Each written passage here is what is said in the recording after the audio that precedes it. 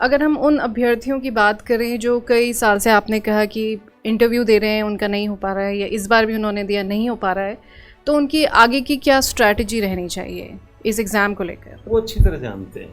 देखिए, जो इंटरव्यू दे रहा है, कई बार मेंस लिख रहा है, वो उसकी खामियों को भी जानता है। हमें याद है कि हम इलाहाबाद में जहाँ हम रूम में रहते थे, हमारे बगल में एक सीनियर थे, उनका कई सालों से पीसीएस में नहीं हो रहा था।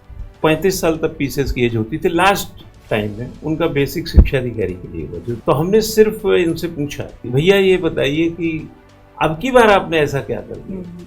तो उन्होंने साफ कहा कि देखो यार, वही फिलॉसफियाँ हम फिर लिखे थे, प्रश्न बदला था, उत्तर हमारे वैसे ही थे। अब की बार एग्जामिनर बदल गया होगा, हमारा नॉलेज तो वही था। तो एग्जामिनर बदल जाता है, इंटरव्यू बोर्ड का मेंबर बदल जाता है, कुछ लीनियंट हो जाते हैं कहीं कुछ, तो इसलिए ज़्यादा अपने को कोसने की ज़रूरत नहीं है ना। तो कहते हैं कि अपने को कोसने से क्या फ़ायदा, है ना। अपने को कोसने से क्या फ़ायदा, चलो एक अदद दिया ही जला लेते हैं।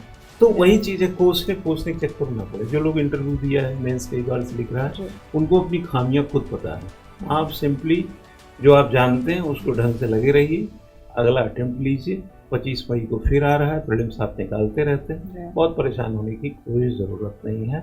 बस इतना ध्यान रखना कि यूपीएससी महज एक परीक्षा है, ये जिंदगी नहीं।